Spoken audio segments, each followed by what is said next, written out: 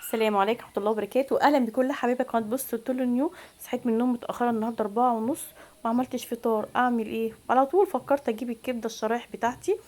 دي كبده شرايح بلدي انا بقطعها، بحطها في الفريزر، بجيبها من عند الجزار، حاجه نضيفه الحمد لله.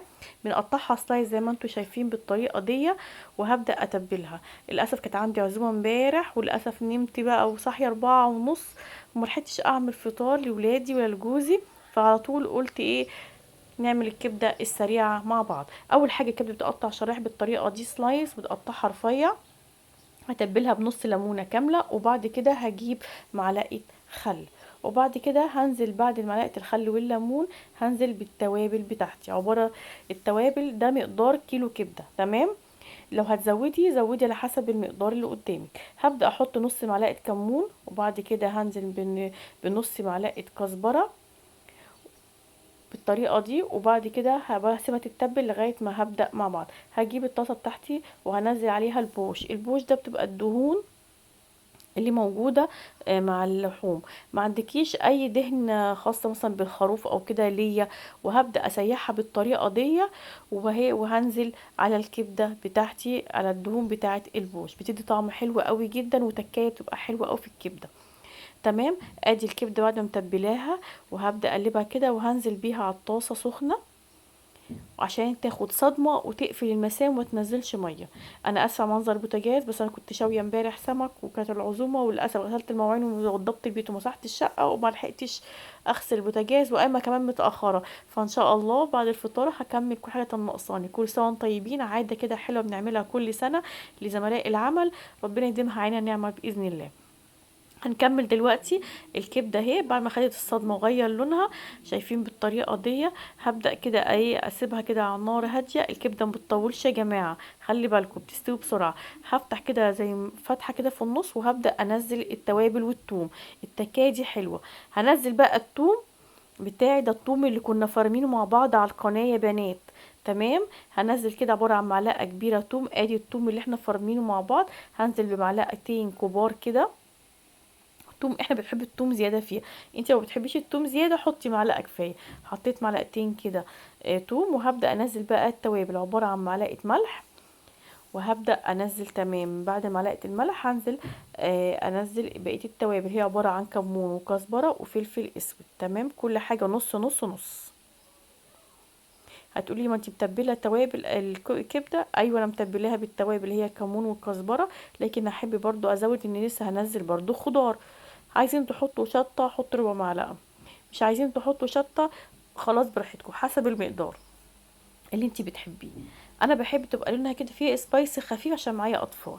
تمام. هنقلب كده الثوم وياخد صدمه كده كله مع التوابل في نص الطاسه بتاعتنا. وهبدأ كده هقلب بعد كده الكبدة بكل المقدار. تمام.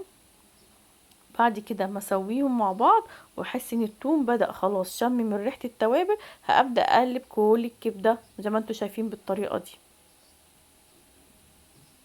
طبعا حاجة سريعة على الكبدة، عملت جنبها سلطة طحينة وبطاطس محمرة ومكرونة بالثوم. برضو عملت المكرونة بالثوم مش بالصلصة، وأقدمها النهاردة ان شاء الله.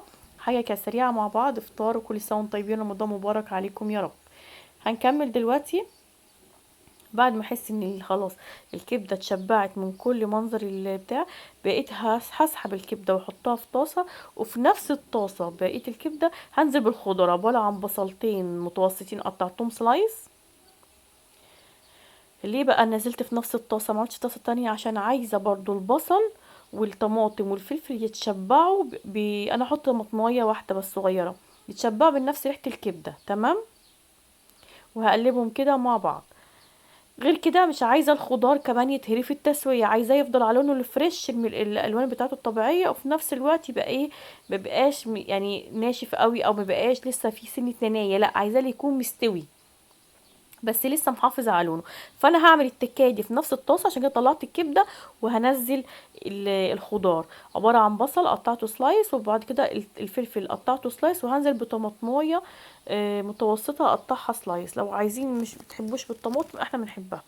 ده توم باودر، عشان عايزه برضو الخضار يشبع من التوم، فما حطيتش توم، لا حطيت توم باودر. هتقولي انتي بتحبيها قوي كده بالتوم؟ هو يا ستي احنا بنحبها كده، فانت لو حاسه التوم كتير شيلي التوم. تمام. هي الكبده ابوها توم.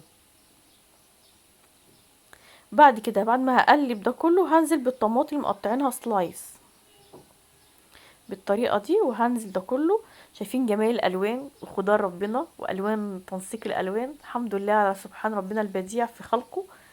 الف حمد والشكر ليك يا رب. هنكمل دلوقتي مع بعض الخضار لما ياخد اللون بتاعه كله، هياخد يا دوب غلوية كده مع بعضيهم كله، يتشبع بطعم التوابل مع بعض.